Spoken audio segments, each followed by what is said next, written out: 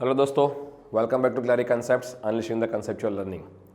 आज इस लेक्चर में आपको बहुत मज़ा आने वाला है बिकॉज आज हम लोग देखने वाले हैं कि फ्लूइड्स की दुनिया में अलग अलग फ्लूइड्स को कैसे क्लासीफाई करते हैं और कौन से बेसिस से हम लोग क्लासीफाई करते हैं, और कुछ ऐसे एग्जाम्पल भी देखने वाले हैं जो अपने डे टू डे लाइफ में फ्लूइड्स को हम लोग यूज़ करते हैं।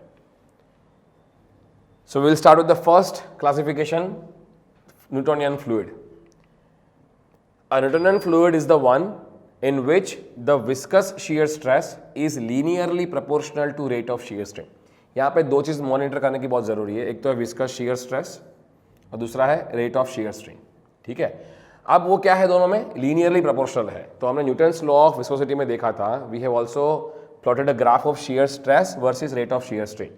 shear stress मेरा टाउ से हम लोग रिप्रेजेंट करते थे और रेट ऑफ shear strain को du/dy से रिप्रेजेंट करते थे।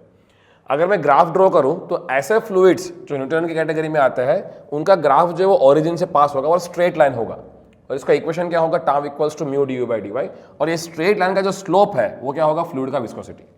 तो जो भी फ्लूइड्स का ग्राफ अगर आप प्लॉट करोगे stress versus rate of shear strain का, और अगर वो स्ट्रेट लाइन निकलती है पासिंग थ्रू द ओरिजिन, तो उन फ्लूइड्स को आप कहते हो न्यूटोनियन फ्लूइड, या इन अदर वर्ड्स आप क्या कहते हो, ऐसे फ्लूइड्स जो न्यूटन्स लॉ ऑफ विस्कोसिटी को फॉलो करते हैं उसको बोलते हैं न्यूटोनियन फ्लूइड। तो इसके अलावा जो भी फ्लूइड्स है वो क्या है, सारे नॉन न्यूटोनियन है। अब नॉन न्यूटोनियन फ्लूइड में भी बहुत सारे सब कैटेगरीज है, उसको भी देखते हैं, बट उसके पहले हम देखते हैं कि ऐसे कौन से फ्लूइड है जो न्यूटोनियन कैटेगरी में आते हैं। तो water and air are the classical example, most common example जो हम लोग भी डे टू डे में यूज करते हैं। Water for drinking purpose and other purposes, air for breathing and all. तो वो दोनों जो फ्लूइड्स है, air and water, they are under the category of Newtonian fluids. ठीक है, और उसी का रीजन है कि ये पूरे करिकुलम में अंडर ग्रेजुएशन के सिलेबस में, आपके अंडर ग्रेड सिलेबस में majority of focus, heavy focus is given on the Newtonian fluid. So second, बाकी फ्लूइड्स क्या होंगे, नॉन न्यूटोनियन, तो उसमें सब कैटेगरी है। उसमें पहले कैटेगरी है डायलेटेंट फ्लूइड। अब ये क्या है देखते हैं। डायलेटेंट फ्लूइड का ग्राफ ड्रॉ करोगे ना आप, शियर स्ट्रेस और रेट ऑफ शियर स्ट्रेस का, तो आपको ऐसा कुछ ग्राफ मिलेगा। अब ये स्ट्रेट लाइन नहीं है, और ग्राफ अगर चेक भी करोगे तो कुछ एक पर्टिकुलर मीनिंग देता है, वो देखते हैं मीनिंग क्या है।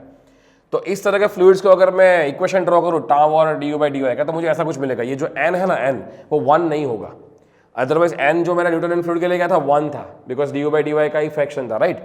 अब यहाँ पर n अलग 1 नहीं होगा, k विल बी है कंसिस्टेंसी इंडेक्स। इसको आपको समझने की जरूरत नहीं है इस लेवल पे, अंडर ग्रेजुएशन के लेवल पे। आप ये मानो कि ये कोई कॉन्स्टेंट्स है, k भी कॉन्स्टेंट है, n भी कॉन्स्टेंट है, जो कि फ्लो बिहेवियरल इंडेक्स जनरली बोलते हैं उसको।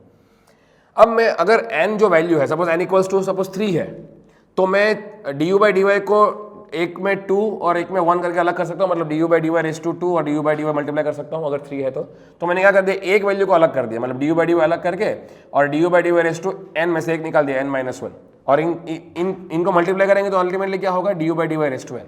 तो मैंने इस इक्वेशन को रीअरेंज किया है, और इस ग्राफ के अंदर अगर आप देखोगे तो ये जो टर्म निकलता है k इंटू du/dy⁻n, ये बन जाता है विस्कोसिटी, बिकॉज हमने देखा, हम लोग क्या कहते थे, tau equals to viscosity into du/dy। अब विस्कोसिटी जो है वो किसका फंक्शन है, अभी यहाँ पे du/dy का फंक्शन है। मतलब जैसे जैसे du/dy मतलब कि rate of shear strain change होगा, उस तरह से फ्लूइड की विस्कोसिटी बदल जाएगी।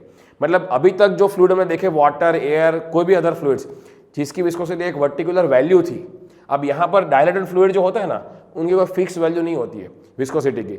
Viscosity will constantly change depending on the rate of shear strain. अब रेट ऑफ शियर स्ट्रेन का मतलब क्या है कि आप जितना तेजी से इसको घुमाने की कोशिश करोगे उतना ज्यादा रेट ऑफ शियर स्ट्रेन होगा। तो ये फ्लूइड ऐसा होते हैं कि दे विल बिहेव डिफरेंटली, उनका रेजिस्टेंस जो है वो चेंज होता रहता है विद रिस्पेक्ट टू आप कितने तेजी से घुमाने की कोशिश करते हो या कितने स्लोली घुमाने की कोशिश करते हो। तो अब उसमें बदलाव क्या आता है, जैसे du/dy इंक्रीज होगा तो ओवरऑल ये टर्म क्या होगा, इंक्रीज होगा। यहाँ पे n is greater than 1 for dilatant fluids. तो du/dy जैसे इंक्रीज होगा वैल्यू, वैसे आपकी विस्कोसिटी की वैल्यू ओवरऑल क्या होगी, इंक्रीज होगी, क्योंकि आपका n ग्रेटर देन 1 है, मतलब ये पॉजिटिव टर्म है।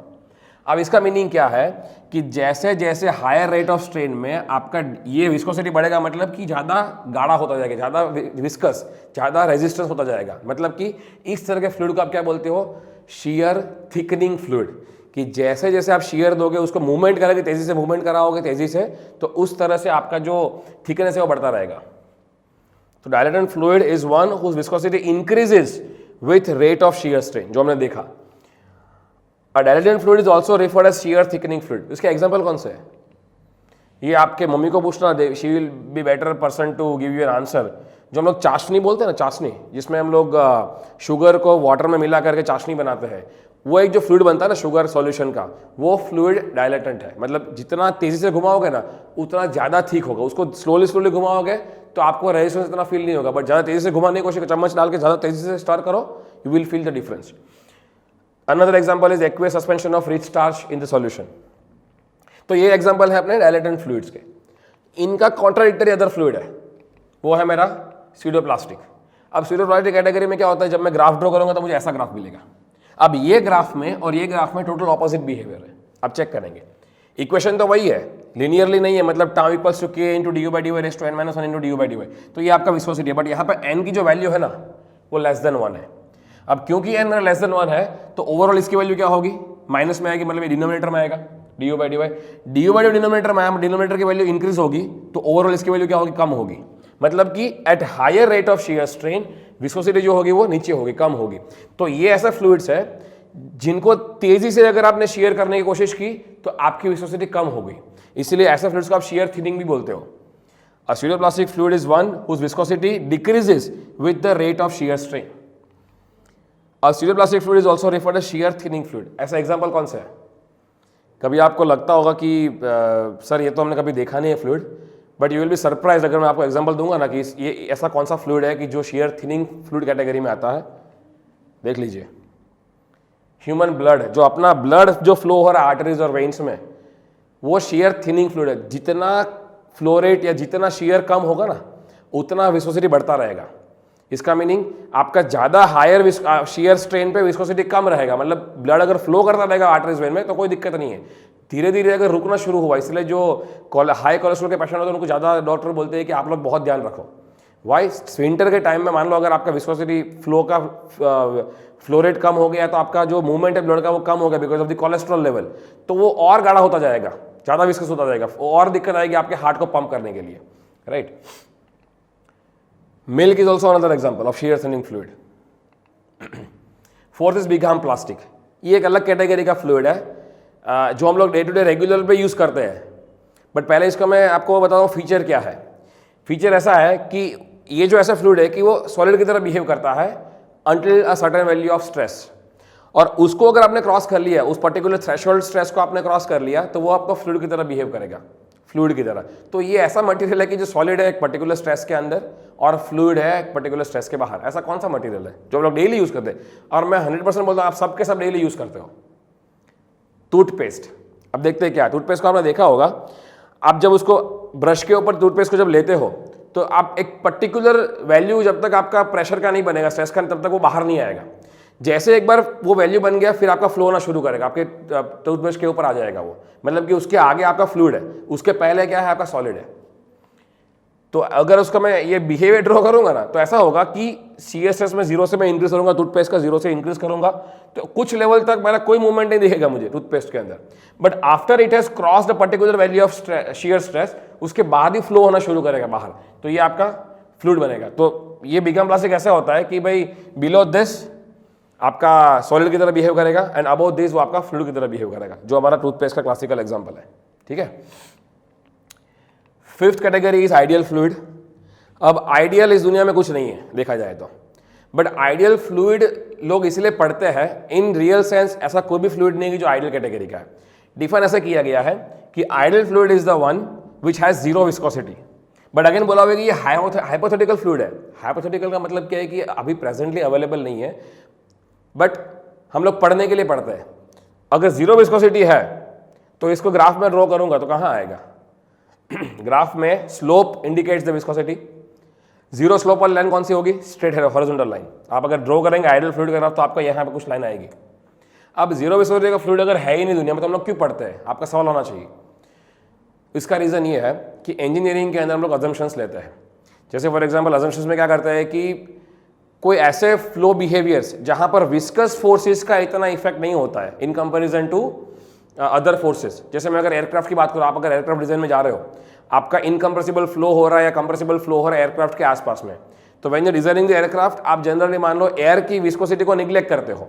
निग्लेक्ट करते हो आप क्या बोलते हो कि एयर की विस्कोसिटी निग्लेक्ट इसलिए करते हो क्योंकि in comparison to other forces thrust force of the engine, air resistance of the aircraft, drag force, lift force, उनकी वैल्यूज के कंपैरिजन में ये जो शियर फोर्सेस है या विस्कस फोर्सेस बहुत निग्लिजिबल है। तो आप म्यू को जीरो कर दोगे तो अपने आप बाकी सारे पैरामीटर, आपकी प्रॉब्लम की कॉम्प्लेक्सिटी कम हो जाएगी। तो क्योंकि आपको ऐसे अजम्पशंस लेने हैं, ऐसे प्रॉब्लम सॉल्व करना है जहां पर विस्कोसिटी की इफेक्ट बहुत छोटी है, तो उस केस में आप अज्यूम कर सकते हो मैं fluid is the ideal fluid, assume कर सकते हो। और जब भी आइडियल फ्लूइड अजम्पशन लेते हो तो आपका म्यू क्या हो जाएगा, जीरो हो जाएगा। इसीलिए हम पढ़ते हैं फ्लूइड मैकेनिक्स में कि आइडियल फ्लूइड बेसिकली प्रेजेंट दुनिया में तो अवेलेबल ही नहीं है, बट हम लोग पढ़ते क्यों, बिकॉज ऐसे प्रॉब्लम है जहां पर विस्कोसिटी की कोई इफेक्ट ज़्यादा नहीं आती है, तो वहां मिनिमाइज या उसको अजम्पशन में निग्लेक्ट करने के लिए हम म्यू जीरो कर देते हैं। So ideal fluid does not actually exist in the nature as I said. आप कुछ वीडियो देखेंगे और आपको मुझे बताना है कि ये कौन सा फ्लूइड है, ठीक है। एक ये वीडियो मैंने एक यूट्यूब चैनल से लिया हुआ है, आप पढ़ सकते हैं। और इस वीडियो में अगर आप देखेंगे ना, तो एक टूरिस्ट का एक ग्रुप है जो कि एक जगह पे गया हुआ है और इनके एक मेंटर है जो आपको दिख रहा है। तो ये कुछ ट्राई कर रहा है, सिखा रहा है कुछ चीज़। जस्ट अ मिनट, आप अगर चेक, मैं थोड़ा इसको वीडियो को ये कर रहा हूँ, आप सरफेस को देखो, सरफेस ऑफ दी ग्राउंड को, वो क्या हो रहा है। जैसे इन्होंने पैर लगाना शुरू किया, ये एक जो सॉलिड सरफेस थी वो फ्लूइड की तरह बिहेव कर रही है। ये बेसिकली क्या है, आपने कई सारे मूवीज में देखा होगा दलदल। ये कुछ नहीं, इंग्लिश में इसको बोलते हैं क्विक सैंड। दलदल मतलब क्विक सैंड। इसमें कुछ नहीं होता है, आपके बहुत सारे फाइन क्ले पार्टिकल्स होते हैं और आपका वाटर कंटेंट होता है, उससे बना हुआ रहता है। अब आप देखोगे पूरा फ्लूइड की तरह बिहेव कर रहा है। और वो जो ग्रुप की लीडर थी वो सिखा रहा है कि अगर आप दलदल में फंस जाओ कभी तो कैसे बाहर आना है, वो सिखा रही है। तो पहले वो खुद दलदल में जाएंगे, सॉरी मैं आपको दिखाता हूँ, थोड़ा मैं कट करता हूँ वीडियो बिकॉज बहुत लेंदी है। अब देखें, ये पहले खुद दलदल में जा रहे हैं, ठीक है, और फिर आपको बताएंगे कैसे इसमें से निकलना है। आप चेक कर सकते हो, पूरे अंदर चले जाएंगे धीरे धीरे, अगर जब जाएंगे ना तो you will see till the over knee height. दिख रहा है, ये एक्चुअली फ्लूइड है, ये एक्चुअली फ्लूइड है। आपको लग रहा था पहले कि ये आपका सॉलिड है। अब देखिए, अब इसको बाहर आने की कोशिश करोगे ना तो क्या होगा, शी विल से अब अचानक से बाहर नहीं आ सकते इसमें से। तो कैसे बाहर आना है जब अगर फंस जाओ तो वो पूरा सिखा रहा है। Look closely to the video. अब आपका एक टास्क है, इसमें से आपको बताना है मुझे कि ये कौन सा फ्लूइड है, ठीक है। देखो, अब वो निकलने की कोशिश कर रहा है। तो कह रहे हैं कि एक पैर पे आप थोड़ा वजन देके दूसरे पैर को स्लोली स्लोली हिलाना है, धीरे धीरे। जैसे स्लोली स्लोली हिलाओगे तो आपका जो सराउंडिंग फ्लूइड होगा वो धीरे धीरे कम विस्कस होगा। धीरे धीरे मूवमेंट करोगे तो, तेजी से निकलने की कोशिश करोगे ज़्यादा विस्कस हो जाएगा, तो पकड़ के रखेगा आपको, छोड़ेगा नहीं वो। एक पैर बाहर निकल गया, फिर उसको होल्ड करके दूसरे पैर को स्लोली स्लोली हिलाना है अंदर ही अंदर, और आपको बाहर आना है। डायरेक्ट निकलोगे तो नहीं निकल पाओगे, ऐसा ही कह रहा है, सीधा तुरंत एक झटके में। तो स्लोली स्लोली का रीजन क्या है कि धीरे धीरे मूवमेंट करनी है, ताकि आपका जो फ्लूइड सराउंडिंग में है विस्कोसिटी क्या हो जाएगी, कम हो जाएगी। तेज मूवमेंट करने जाओगे तो विस्कोसिटी बहुत ज़्यादा हो जाएगी। अब आप समझिए कौन सा फ्लूइड है ये।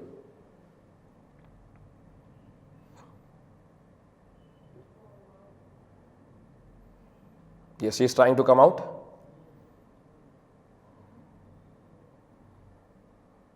And there she is. ठीक है, अब एक और वीडियो मैं दिखाता हूं आपको। ये लिया गया है टेक इनसाइडर यूट्यूब चैनल से। तो ये एनिमेटेड वीडियो है एक्चुअली, मुझे अच्छा लगा तो मैंने आपके लिए अभी आज लेक्चर में लेके आया हूँ। तो ये बता रहा है कि मान लो कि आपका पार्टनर है वो फंस जाता है क्विक सैंड में, तो क्या करना है। तो कह रहा है कि first of all don't panic, आपको पैनिक नहीं होना है। It is impossible to sink down in the quicksand, ये पॉसिबल नहीं है, ये सही बात है। अब देखिए अब क्या हो रहा है। ये सैंड, क्ले और सॉल्ट वाटर बेसिकली मिक्सचर रहता है, ये जो दलदल की हम बात करते हैं वो।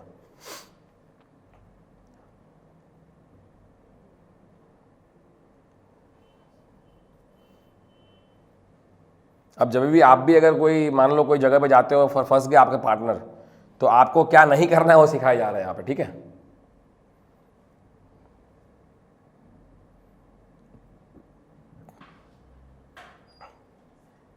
Okay, so how to get out वो सिखा रहे हैं अगेन। अपने दोस्त को नहीं बोलना कि पुल करो, अदरवाइज क्या होगा, ऐसा कुछ हो जाएगा।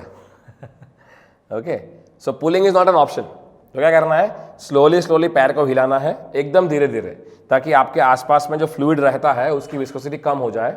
एंड देन आपको क्या करना है, दे विल से यू कि आपको अपने कमर के बल पे गिर जाना है, राइट।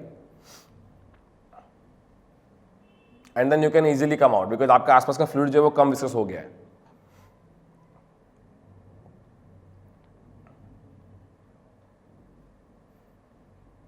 तो आप मुझे बताइए अभी ये कौन सा फ्लूइड है, थिंक अबाउट इट। धीरे धीरे मूवमेंट में क्या हो रहा है, फ्लूइड कम विस्कस, तेज मूवमेंट करने जाएंगे ज़्यादा विस्कस, मतलब कि तेज मूवमेंट पे ज़्यादा थिक, शियर थिकनिंग फ्लूइड, मतलब कि कौन सी category, second category, dilated fluid, right, जो हमारा solution of sugar and water वाला जो था वो।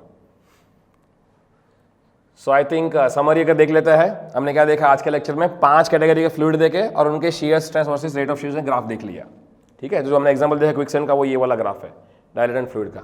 सो I hope you understood the concept very clearly, hope to see you in the next class.